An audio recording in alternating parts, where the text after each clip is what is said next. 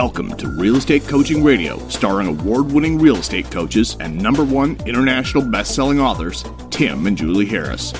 Real Estate Coaching Radio is the nation's #1 daily radio show for realtors who demand authentic, real-time coaching.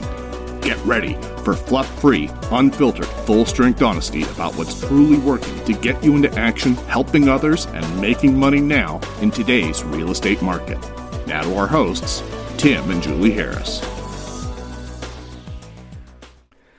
3, 2, 1, and we're back, and we're going to jump right back in where we left off yesterday. We are doing as we promised we were going to do. We're talking about the real estate treasure map, which is, of course, your 2021 and further real estate business plan. I'm going to share a couple thoughts with you guys. First of all, if you've not yet downloaded your real estate treasure map, there is, of course, still time. Just text 2021 to 855-685-1045. Text 2021 to 855-685-1045. Go ahead and do that now.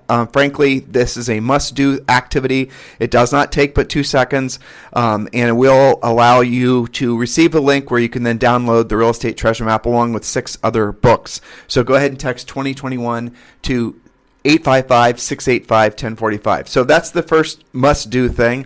And Julie and I are working on a podcast that we're going to do closer to the end of the year where we're going to talk about predictions. And, you know, it's funny. I've been looking for predictions that aren't just all things to be optimistic about. I can't find any negative ones with regards to housing, which is really pretty miraculous. There was a report that came out today on CNBC that showed, like, in essence, it's funny what they called it. They didn't call it appreciation. They called record inflation in housing.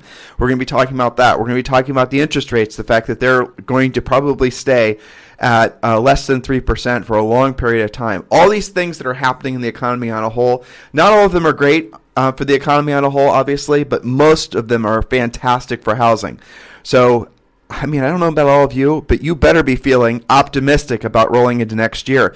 If you're feeling overwhelmed, if you're feeling confused, if you're not feeling like you have a true North Star, that's the reason Jules and I are doing the series of podcasts for the rest of the year on the Real Estate Treasure Map. The Treasure Map is your fill-in-the-blank business plan.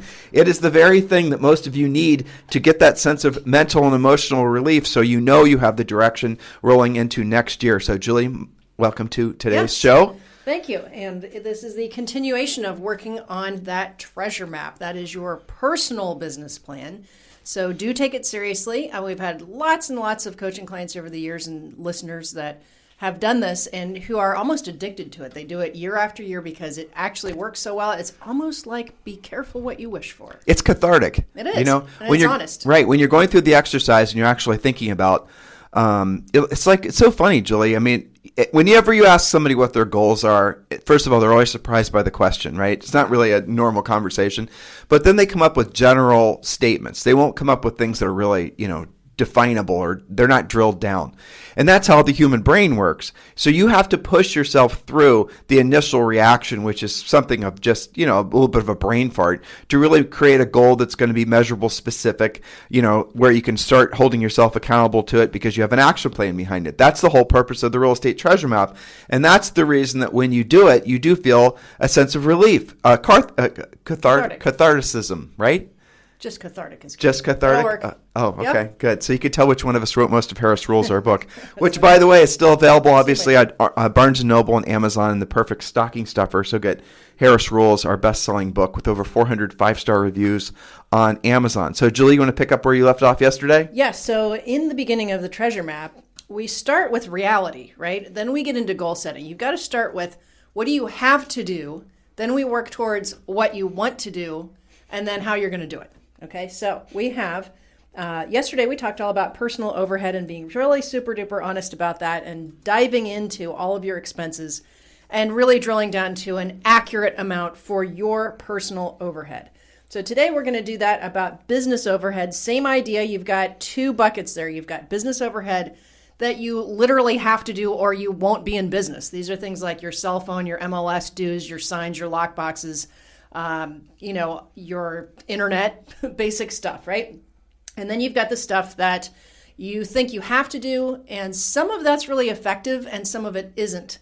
So you want to be really honest about that and go through. And the way that you do that, and I'm doing this with our elite coaching clients right now, is you go through your past transactions and you source them.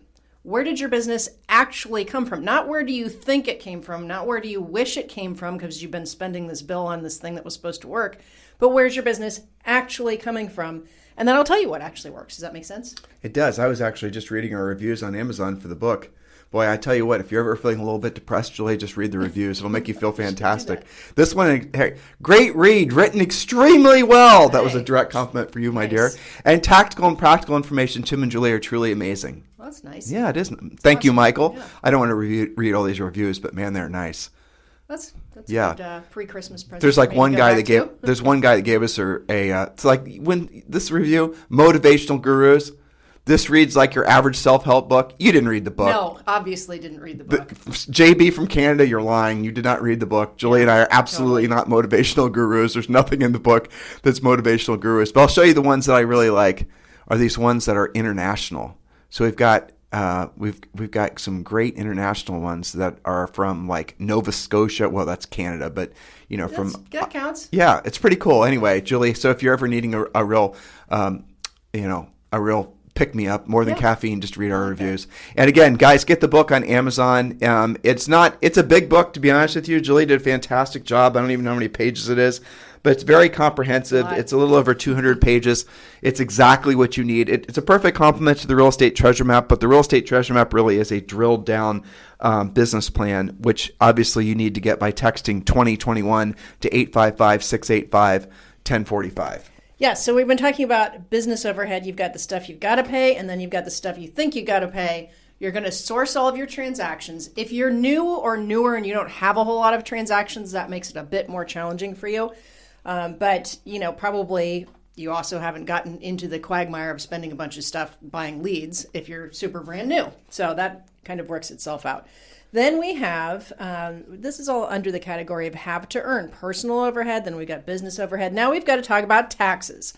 What's the saying, Tim, that agents are really good at two things, not paying their taxes and something else? I can't remember what it is. Not paying their taxes and not saving money, which is kind of the same thing. Well, and the next category is savings. So right, exactly. That makes sense. Well, but, truthfully, if you come from a work, essentially this is your first time you've ever been self-employed, and now all of a sudden you have to be thrust into this entrepreneurial role where you have to be your own CFO, your own marketing manager, your own CEO, your own sales manager, your own all these things. There's no way you're going to succeed at all those things. No, and it's not really their fault because it's not like they teach you that to get your license to manage all of this stuff. And most brokers don't even mention it. You really do need to know all those things. And so that's the reason what Julie and I suggest is you really focus all your best energies on every day on really only three things: proactive lead generating, prospecting, and presenting. Just those three things. If that's all you get good at, trust me, you'll have more than enough cash flow to hire other people to do the other things that you really don't need to master. But those things, the proactive lead generation, the proactive lead generation, the pre-qualifying, which is really critical, and then the presenting. That's what I meant to say.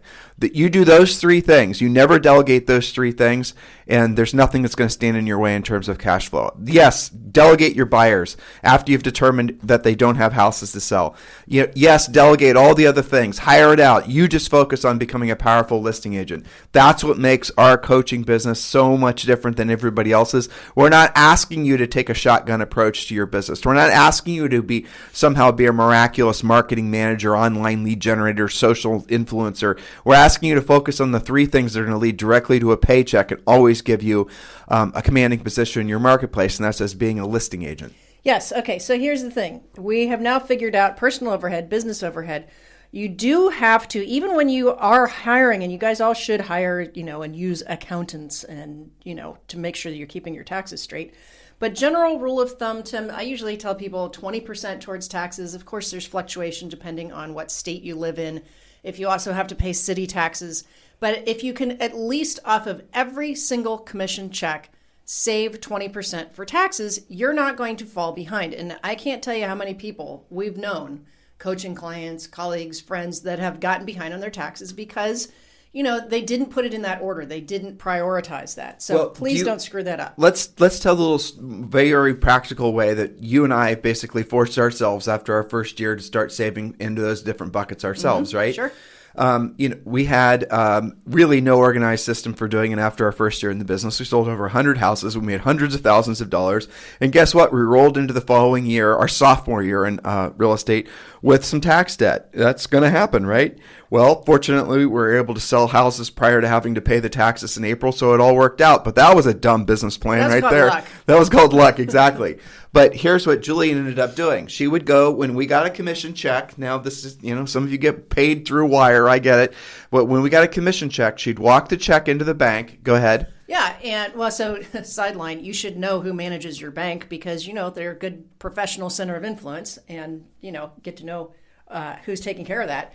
So you walk into the bank and you're going to deposit, or maybe you wire transfer this when you get a wire of your commission, and you put 20% into a dedicated tax account. But you would write it. I would literally write it and deposit it into that account. You'd write a check, right? Yes. So you had your main operations account, you had a tax account, and you had a savings account. Yeah, when so you deposit the big one. When you took in the commission check for $10,000, then you'd write a check. At the same time you're depositing the commission for $10,000, you were also depositing a check written against that, deposit into the savings into tax. So you'd actually one deposit from a commission check would actually equal 3 deposits, Correct. And you're funding the account off the top. Yes. Now let me make a very specific point because I know people are still doing this. Okay, you should not commingle your savings and your tax account. That's right. Okay, because that gives you a false sense of what your savings is. That tax money does not belong to you. The smartest move is to incorporate and essentially pay yourself as an employee, and that way you don't have to worry about.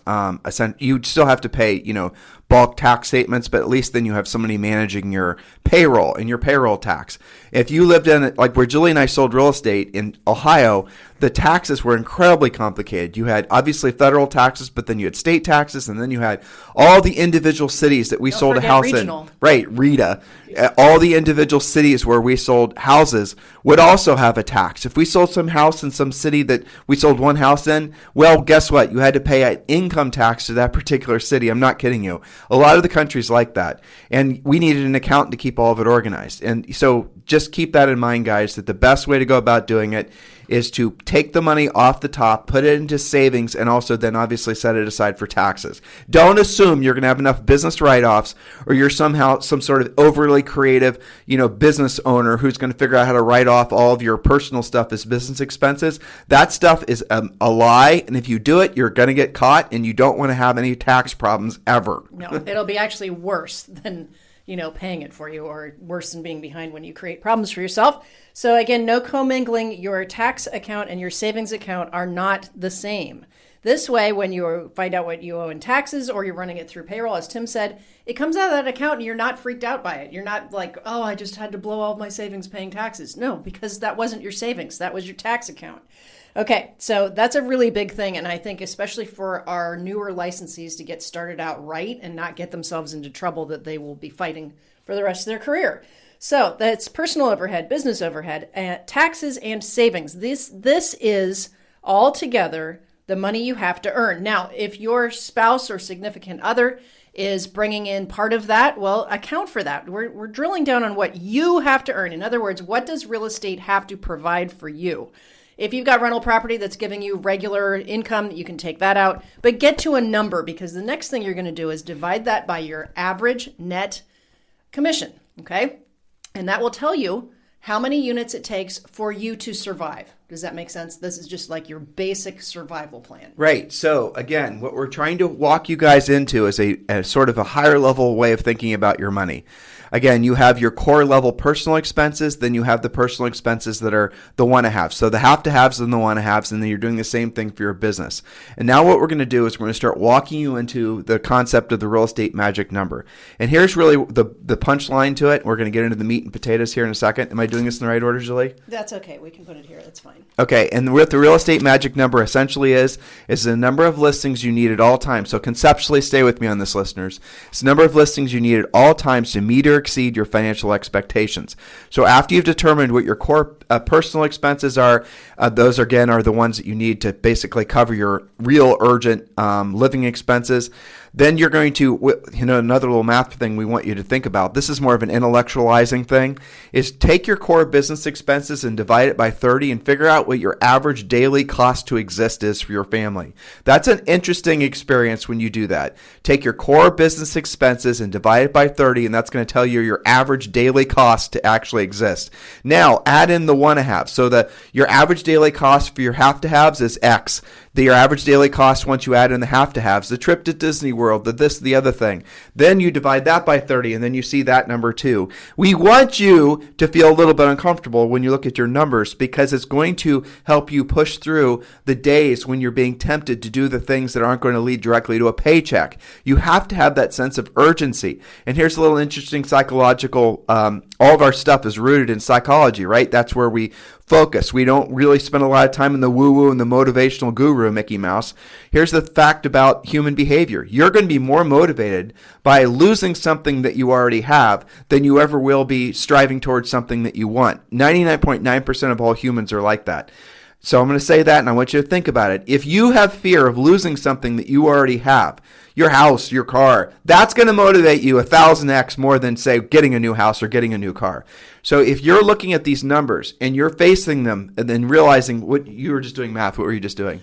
I was figuring out that if your average just to keep the lights on is $5,000 a month, that costs you $166 per day. Yep. In other words, any day that you haven't at least earned $166, you are moving backwards. Right. And so here's the overriding theory that we're walking you guys into, so you can just start intellectualizing on this. There is a magic number of listings that all of you need to have at all times, not buyers, not anything else, listings at all times.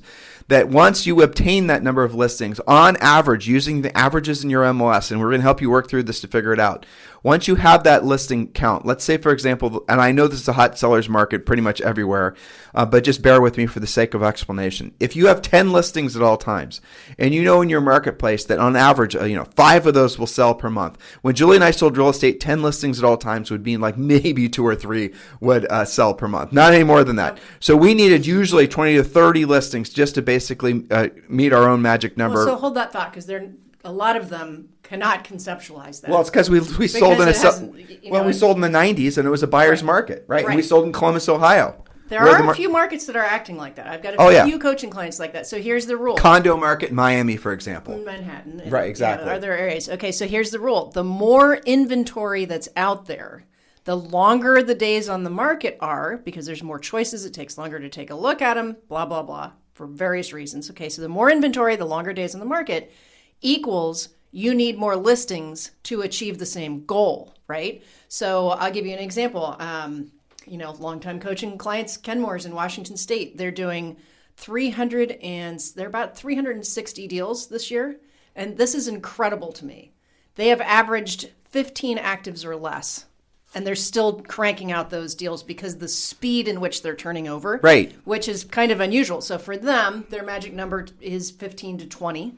And they also have a lot of buyer sides. Okay, so but the point is that everyone has a magic number. Right now, in order to sell 5 deals, you might need like 8 listings. Right, but let me just finish explaining the overriding concept, and then we'll get into it and showing them how to use their MLS stats to know what their magic number of listings is.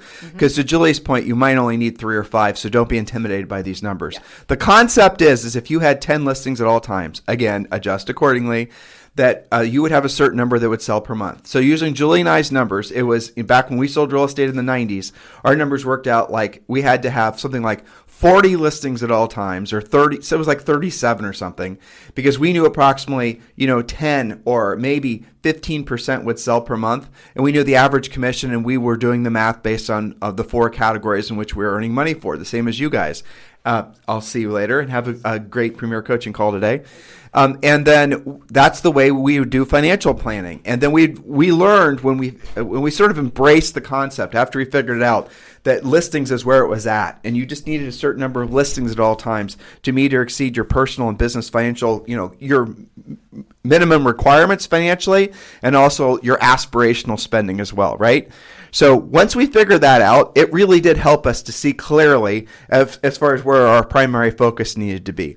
In a way, it was a massive relief because we realized the real estate business really is a very simple business. It doesn't require you to have a big team. It doesn't require you to have a big fancy anything. It just requires that you focus all your best energies every day on taking listings, and then once you position those listings in the market, they will pretty much sell automatically out of the MLS, and then you'll have consistent cash flow. So 10 listings at all times in your market. Most of the country right now has an average sale price of $300,000. So if your average commission is $300,000 and you're going to have 3 listings, let's say you had 10 at all times, and 3 sold per month, you'd be making what, $30,000 a month or $360,000 a year. I dare say that's probably more than most of you who are listening to us. And we have tens of thousands of you who are listening to us in now 57 different countries. So I just gave you the formula to make over $300,000, almost $400,000 a year. It's called having 10 listings at all times. So if you understand that, it's irrefutable, right? You can't really argue with the logic of what I just said. Now, again, if you live in a super hot market, which most of you do, your inventory is going to turn faster. So the steps that you need to take once you've essentially accepted what I've just said to you is true to become a listing agent, that's where all your best focus needs to be. That's the reason that Julie and I say your triumvirate of activities every single day, proactive lead generation, really good pre-qualifying and presenting. You do those 3 things, you're going to be financially free. This is the formula for your success. It's not any more complicated than that. It is fascinating to me, and it should be fascinating to you, why the human brain wants things to be so complicated. Why is it that people are so attracted to trying to make puzzles and games out of everything? Like, if I were, I had this very conversation with a group of people when Julie and I were in Miami last week. And I was talking to some people that I respect and I love, and I was explaining to them how essentially the philosophy of our coaching business. And they wanted to argue that it needed to effectively be more complicated. They wanted to talk about all these other things that were essentially not really relevant to making money, not really relevant to helping people. But they had believed, because they'd only come up in the real estate industry and they've only been in the business for like 10 years or less, they didn't have the perspective that Julie and I have from having been in the business for 2 decades. But even that, essentially is nothing compared to the hundreds of thousands of coaching calls that we've had. And our coaching business has done even more than that overall with all of our coaches. The point being is our information was acquired through, sweat and work and long periods of doing what you don't want to do when you don't want to do it at the highest level, not from going to a Facebook group and conducting a poll. Do you see the difference? So once you've spent time at something, what you'll discover is that it's sort of like, this is an interesting little nerdy fact for you guys. As languages mature, as languages evolve over sometimes thousands of years, for example, words get shorter and phrasing gets shorter. And that's if you listen to or read anything from, say, an old book written in the Victorian era and like Old English, the words are super long and the sentences are ridiculously long. Everything just takes longer to say, longer to read, longer just maybe even think. But as language evolves, the words get shorter. And you can see this happening, how a lot of the long words that were even used 10 years ago, now they've been abbreviated. And now we're just so used to using, little short phrasing like TFW and things like that. Or, all these different little things that people say, right? That's what's going to happen. That's what happens naturally as things evolve. But that does not seem to be happening in the real estate industry. In the real estate industry, because there's such high turnover, people come into this industry and they think it's more complicated than it is. For some reason, there's some flaw in our software in our brains. And this is really what it comes down to, in my opinion.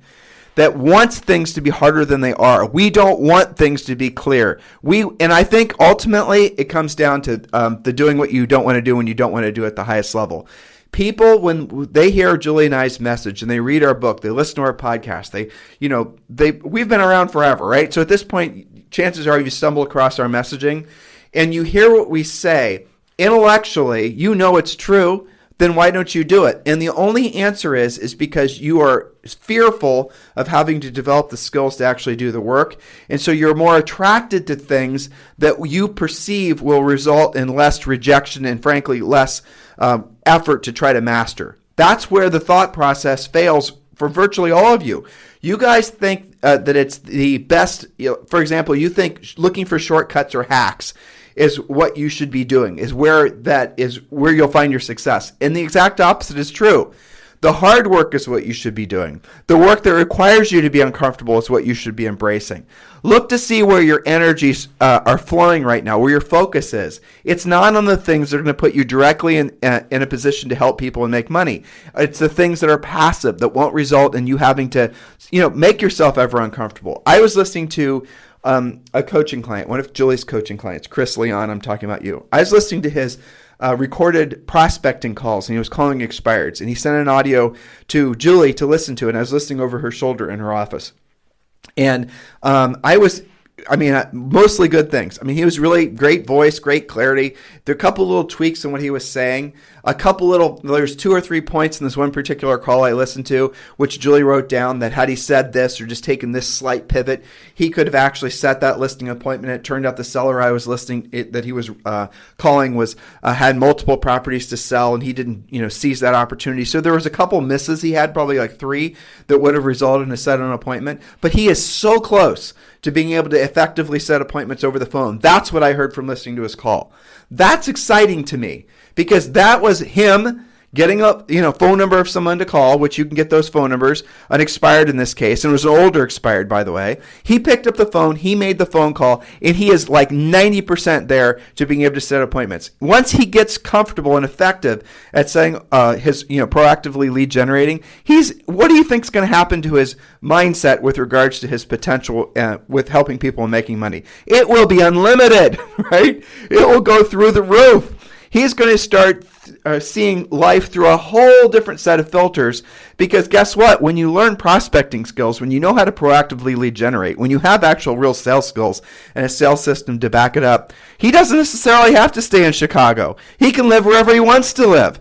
He could pick up, once he's really gotten effective at this, in Chicago, he could pick up and move to Arizona or Puerto Rico or Miami. He could go anywhere he wanted. Like, speaking of Miami, for example, the agents around me were bemoaning, nothing for sale, nothing for sale. Well, prior to us having that particular dinner, I'd actually gone to Realtor.com and I'd done a search for how many listings there actually were in Miami for sale. And there were nearly 4,000 for sale in Miami, including condos and single-family houses. Now, they're all telling me single-family houses are selling like hotcakes, and I believe it.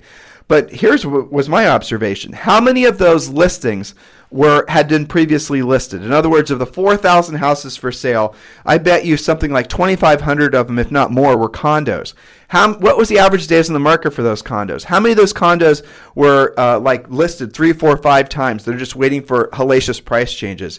If I were in Miami, I promise you, I would be going after that business. I would be going after the expireds of the condos, because that market will shift, it will change, and I would be absolutely focusing on getting in as many of those condos as I possibly can listed as fast as possible, because all the other agents are just essentially writing them off as unsellable. That's the perfect opportunity to be a contrarian and go in there and gobble up market share. And I can give you examples of agents across the country who have done just exactly what I said.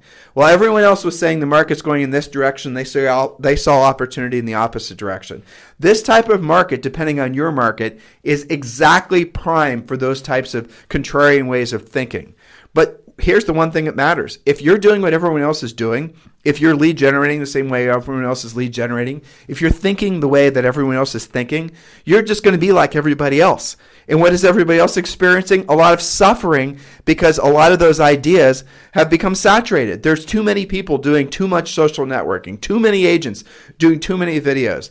What makes you think that a video on YouTube of you talking about the market is any better or different than the 1,000 other videos doing the exact same thing that's also happening in your marketplace by all your competitors? Why don't you just skip that and go right to picking up the phone and actually having direct contact with that prospective seller? Why don't you do it? I know why you don't do it, because you don't know what to say. You don't know what to say unless it's somebody who's a direct referral or somebody who's a center of influence or past client. Would you feel comfortable? What would it take for you to feel comfortable talking with someone that you absolutely have no contact with prior? In other words, it's a true sales call where you're talking to someone who you have no family connection to, no friend connection to, wasn't a referral, wasn't an easy listing. How many of you would feel comfortable going after that business? Well, I'm going to tell you a little secret. Until you do feel comfortable going after a business like that, you will never be very successful in real estate. Anybody who's really truly transcended in real estate. I'm thinking of Rob Johnson, for example. I started coaching Rob 5 or 6 years ago. He's now the #1 agent in Greenwich, Connecticut, and with his brand, he's the #1 agent in New York City as well. And he started out by essentially giving me the list of things that he wouldn't do. And he still does, to be honest with you. But his volume this year, if he gets one more contract, is going to be between, I think it's going to be like 130 to 150 million. And he was doing like no million 5 or 6 years ago. You guys can do the same thing. And by the way, he only has 2 assistants. I'm thinking of all the other people. Chuck Williamson, for example, he is selling in North Carolina. And in North Carolina, this guy has such a dominant market share. I don't remember his exact dollar volume this year, but he's going to make millions of dollars in personal income doing exactly what we tell all of you guys to do. And he's selling in an area where the average sale price is, if I remember correctly, less than $200,000. So what we teach and frankly what we preach works in all markets and all market conditions, and it'll work for you guys as well. But you got to be willing to do the, guess what, work. And if you're not, and if you're just going to constantly be flying to whatever the latest market gizmo thing is that you think is going, some complicated funnel idea where there's a 14-step phase where you can finally generate. Why are you doing that? You've got to question your sanity in all of this. You're creating needless suffering.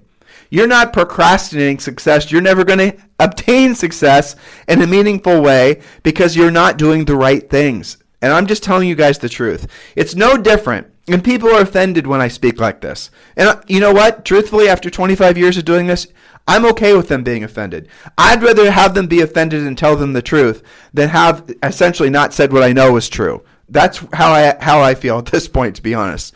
So I'd rather tell you guys what you don't want to hear and have you be offended because somehow I've poked a sacred cow in your mind than frankly not leaving it all in the field for you for the sake of trying to help you improve your personal life and your business.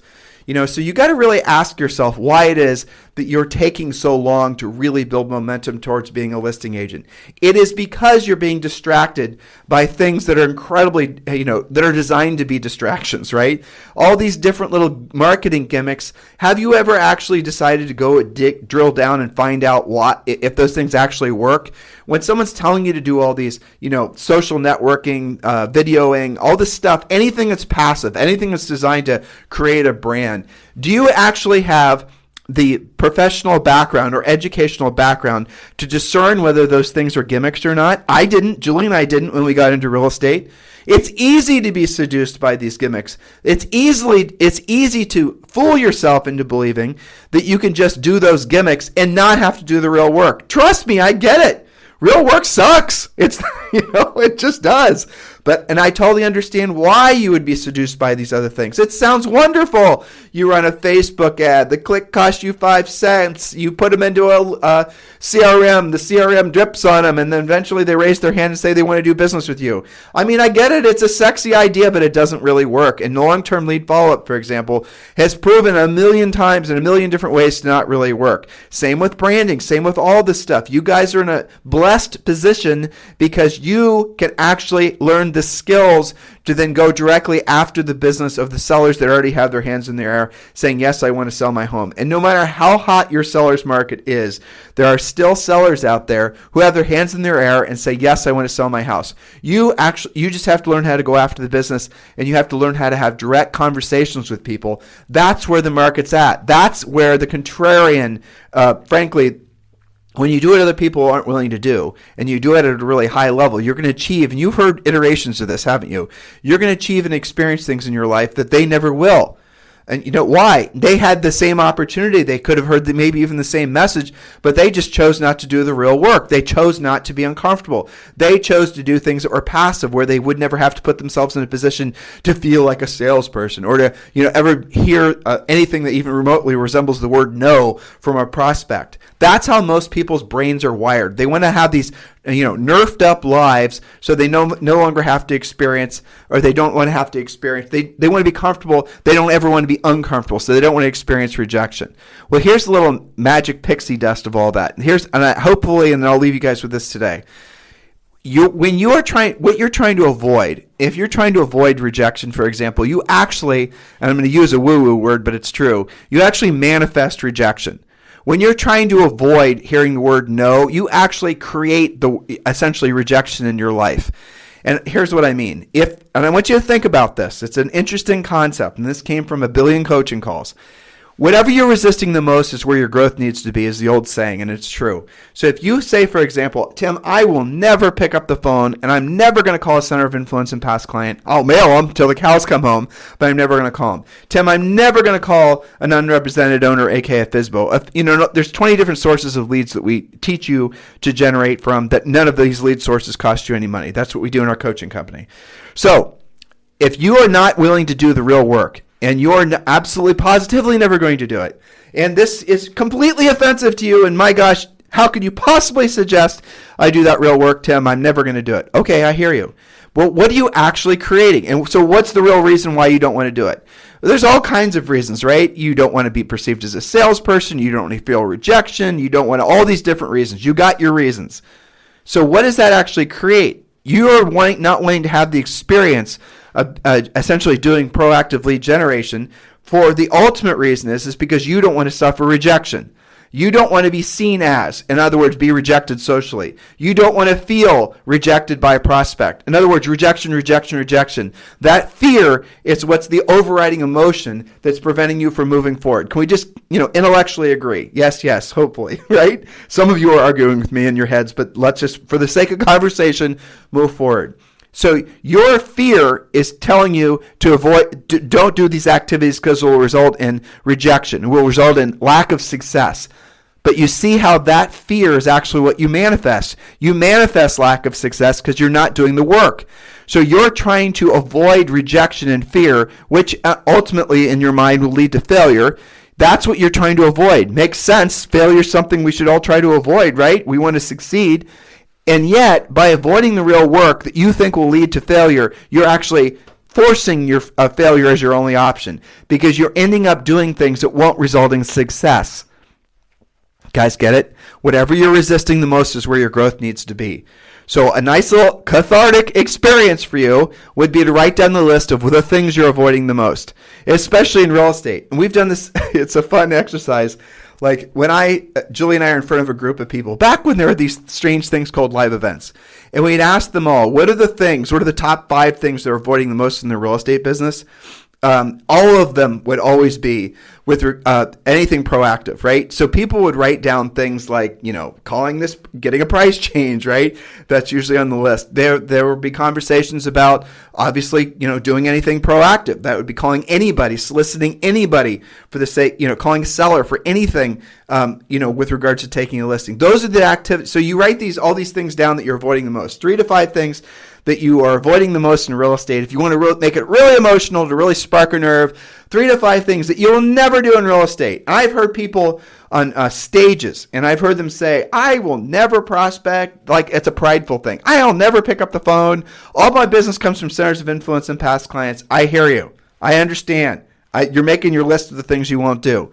Well, but when doing that, you are absolutely locking in failure because the things that you're going to be gravitating towards will have no success or limited success. It's a fascinating fact, especially for those of you who don't have the ability, for example, build big centers of influence and past clients. You're going to be attracted to all the gimmicks, all the Facebook advertising, all the different little Mickey Mouse things that agents are being told will lead to business. That's the path you're going to go. And you're going to spend money on it. And that's one of the reasons that, based on our rudimentary study, that we believe that the essentially the longevity of the average new agent has been cut by almost 50% in the past 14 years. That's where Julie and I, we couldn't get data that was older than that. But we're seeing that since the advent of Zillow and buying leads becoming mainstream, we are seeing, we believe, that the average agent is staying in the business less than a year now versus when Julie and I are in the business, which it was obviously more than double that. Isn't that interesting? I think it is. So that means that all the gimmicks aren't making more agents succeed. They're actually maybe causing agents to never learn the truth about how to be successful long-term in real estate. It's actually leading to their failure quicker. Don't you think that's fascinating, listeners? But here's really where the rubber meets the road.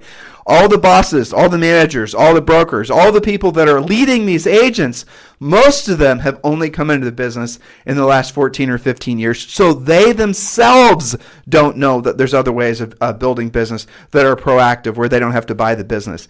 You talk to any agent who's been in the business for less than 5 years and you ask them what their plan is, it is some ridiculously complicated Rubik's Cube of, steps and procedures and funnels and all the rest of it, to which I hear them say all of that, and they're threat vectors, as Elon Musk likes to say. All these different points where these ideas could fail. All these different places where it could, so when are you going to, building this big elaborate, Rubik's Cube of ideas, how long is it going to take for you to generate any business? And there is never an answer. Because there is no answer. Because it's always predicated on these big, complicated, multi-step processes actually working. But when someone comes to our coaching company, we can teach somebody what to say, how to say it. Give them a pre-listing pack. Give them a listing presentation. Tell them what to say if the seller says this, if the seller says that. Everything is done for you. It is a complete system. And you can be taking listings inside 30 days, and you can have paychecks, depending on your market, inside 90 days. We do not believe that you have to basically torture yourself working with buyers for years and years before you can become a listing agent. You can become a listing agent immediately, the second you get your real estate license. And that's what all of you should be doing. So don't waste time doing time-wasting activities and hoping and praying that one day you'll start becoming successful. Do what successful people do immediately, not 10 years from now, assuming you could even have the financial staying power to stay in the industry. Hopefully all this makes sense to you guys. I know it does. You know how I know it does? Because this is the number one listened to daily podcast for real estate agents in the United States. Because our book continues to be a bestseller. I think what you're going to see in 2021 moving forward is you're going to see a return of agents with real sales skills. Now, maybe I'm being optimistic. I probably am. Maybe I'm looking through my own rose-colored glasses. I probably am. But as the world tries to migrate towards everything being digital, consumers are going to want high touch. And high touch comes from direct contact. High touch comes from skills. As everybody else tries to, incorporate AI and they incorporate all these complicated funnels and lead follow-ups and all this digital, Mickey Mouse, the high touch agents are the ones that are going to succeed. The ones that actually have the conversations, that's going to be the thing that sort of unifies the success in going forward. That's the thing that if you want to, imagine, here's my vision. I'll share this, guys, with you. So 5 years ago, if you had a bunch of top producing agents on stage, they'd all be saying the same thing, wouldn't they? Teams, buyers, agents, buying leads, big complicated this, branding, this, that, the other thing. They all say the exact same thing. But the agents that had the highest net income, first of all, they don't even want to be on that stage because they are essentially becoming rich from the profits that come from their real estate businesses, and they're reinvesting that money in income producing assets. But on that very stage in a few years, here's what you're going to hear. You're going to hear agents that so there's 5 people on the stage. You're going to hear the biggest monster profitable agents. They're not doing all that gimmicky stuff. And because they know that if they want to differentiate themselves in the marketplace, they have to move towards high skill. They have to move towards high touch. They have to move towards doing what other people won't do. So as all these other agents, believe that everything else should be essentially digital, and somehow they're, trying to create these digital real estate businesses that are all going to be, everything's done for them and all the rest of this stuff, as that's the direction that the masses go, consumers are going to reject that. And they're going to be attracted to agents that essentially are going to, be real. Be genuine, be authentic, not just be the stylized version of yourself on, Facebook or, all these other digital formats where you guys are all being influenced to become influencers. You guys get it? Do you see how these things are just trends? They come and they go. They come and they go. But the one thing that's always omnipresent in life is human need for direct contact and interaction. If the COVID 2020, right? If that doesn't prove how incredibly powerful and how incredibly needed people need people, nothing will. If you're believing that you can continue to hide in your dugout and send drip campaigns and build complicated marketing funnels, if you actually believe that stuff's more powerful comfortable than having the skills to pick up the phone, you're probably always going to needlessly suffer. You're always going to be worried about some change to some algorithm. You're always going to be worried about some change to some ad format. I mean, Facebook is supposedly going to get broken up and they're going to be forced to sell off Instagram and Snapchat and all this other stuff. I just read that this morning. And all those different technology companies that you have become dependent on to essentially create your business lead funnel, you're going to be always worried and always suffering from all the ebbs and flows from all those types of businesses versus the agent who actually knows how to proactively lead generate. That person's confident. That person wakes up every morning and they know exactly what to say and exactly what to do. They have their, essentially their morning schedule drilled down. Again, we're going to be talking more about all this in the coming days as part of the real estate treasure map. That's the agent you want to be, because that's the agent that doesn't work nights and weekends. That's the agent that's not pulling their hair out. That's the agent that can do significant financial planning. That's the agent that pays their taxes on time. That's the agent that has the lifestyle that all of you guys want. So you do have a path to follow. You do have to decide what direction you're going to go. You have to, and I'll strongly suggest to all of you that you embrace the lifestyle of doing what you don't want to do when you don't want to do it at the highest level. And that is a Tim and Julie Harris original, right? But it is the truth. Everything you want in life, if you want ever increasing levels of success in your life, embrace the concept of doing what you don't want to do when you don't want to do it at the highest level. And there's so many aspects of life that are like that, not just work, right? Going to the gym. When Julie had to, write Harris Rules, our best-selling book, she had to set aside time every single day, and I guarantee you not one time did she feel like doing that work. But it didn't come from passion. It came from obligation. It came from doing what she didn't want to do and she didn't want to do it at the highest level. That is where all the growth happens. That is where all the magic happens in life.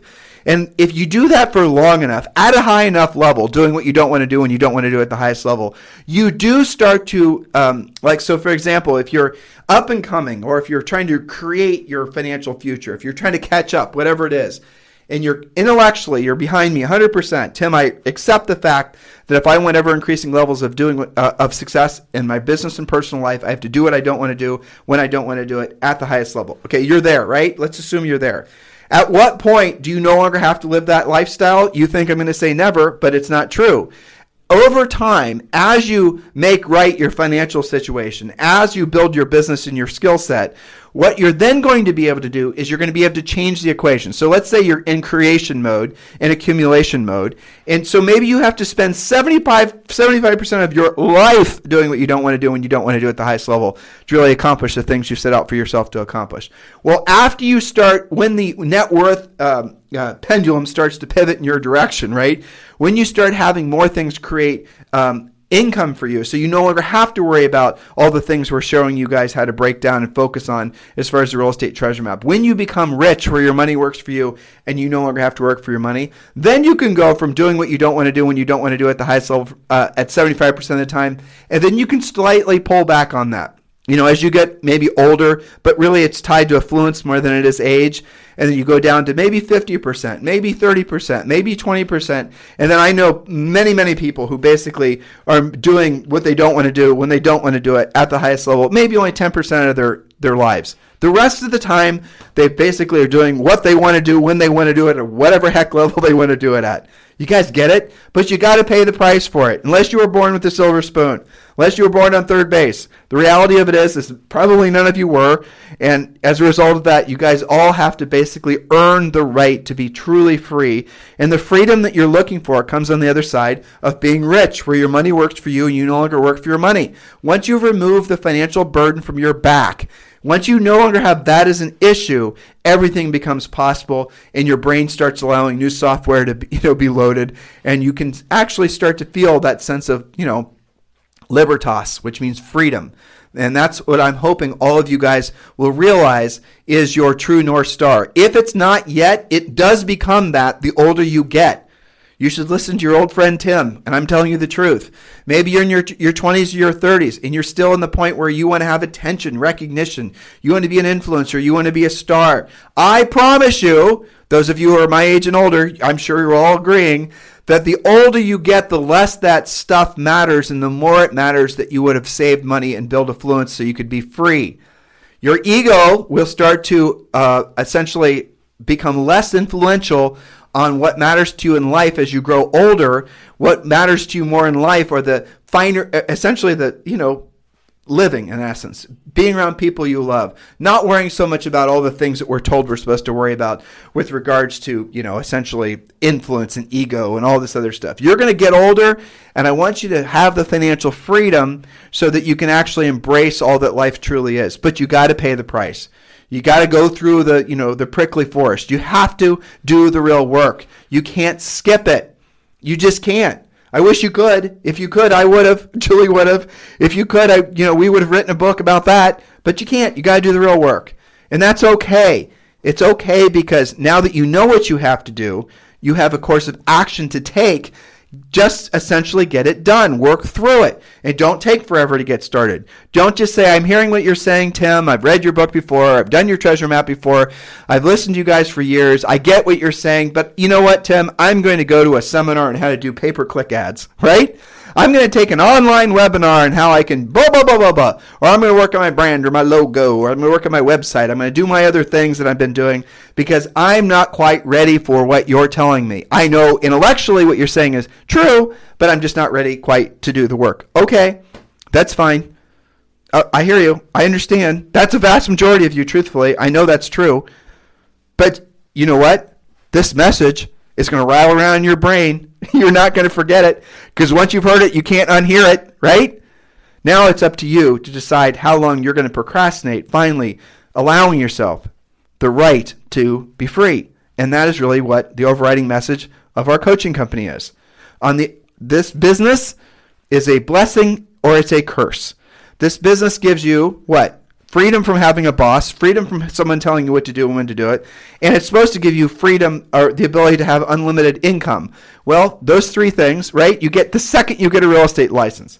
You no longer have a boss. Woo, you're self-employed. You no longer have anyone telling you what to do and when to do it. You're self-employed. And, real estate does create the opportunity to have unlimited income. That is true.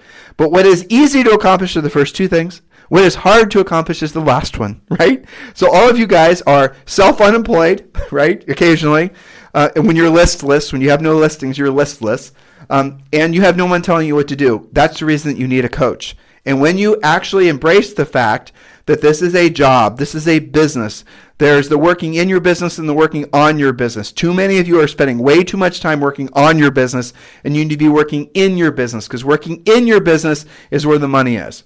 Your business is the asset from your business is your skill set. The asset from your business is the profit that comes from the business that you reinvest in other things. Your real estate business's product is your profit. There's no two ways about it. You will never sell your business. No one's ever going to want to buy it. So the asset you have, or the opportunity you have, rather, saying that I think more succinctly, is making enough profit from your real estate practice that you then reinvest that in things that produce long-term wealth building opportunities for you. That's really the truth. That's the bottom line. That's what this industry is all about. Selling real estate does not make you rich. It's what you do with the profits from selling real estate that makes you rich. Hopefully this resonates with all of you. Hopefully it does. Hopefully you guys, essentially wrap your arms around the idea that we are absolutely going to be walking into maybe the next 5 to 10 years being the best 5 or 10 years in real estate. Julie and I have never been more optimistic. We've never been more excited. We've never been more just everything. It's going to be unbelievable the things that are going to happen in the industry because of technology, because of all these changes. Yes, there's going to be ebbs and flows, and there's going to be, all these different things are going to happen, but you're going to get through it. The one thing you need more than anything is the skill set to be able to help solve other people's problems. If you do that, you really can tune out all the rest of the noise. Because look, if COVID has proven nothing, it has proven that housing is here to stay. Back during the real estate crash, all these naysayers were saying the American dream is no longer to own a home. Oh, really? Nope, the American dream is not only to own a home, but now it's to own a home, maybe not in a city, but maybe on the countryside. Maybe to own a second home, maybe to own a third home. Real estate is the one bellwether in this crazy year we've had that's actually stood above all the others. It's a little bit emotionally difficult to say that, but our industry, maybe because of COVID, has done incredibly well this year, and this is the start of a macro trend. This is the start of the reformation of the way people think about real estate that's going to be here to last. It will not reverse. There might be ups and downs in the market, but it does not matter. If you were ever doubtful that owning a home was the American dream or a major part of it, those doubts should be set aside. And you have a real estate license. And you have the best years of your career and your life ahead of you. You've got to stop wasting time and make the most of it. Stop taking the time and the opportunity for granted. Embrace the fact that these are going to be the best years of your life, because they are. And we look forward to being your wingman or wingwoman through the next stage in the real estate cycle. We're very much looking forward to sharing this experience with you. It is our honor to be your coach. It is our honor to have the opportunity to be of service to all of you. If you've not yet done so, please download your 2021 business plan. Text 2021 to 855-685-1045. In the meantime, we'll talk to you on the show tomorrow. This program has been a presentation by Tim and Julie Harris, Real Estate Coaching. For more information on our real estate coaching and training programs, visit our website at timandjulieharris.com. Remember to tune in weekdays at noon for upcoming shows. And until next time, thank you for listening to Real Estate Coaching Radio with Tim and Julie Harris. This podcast is a part of the C-Suite Radio Network. For more top business podcasts, visit c-suiteradio.com.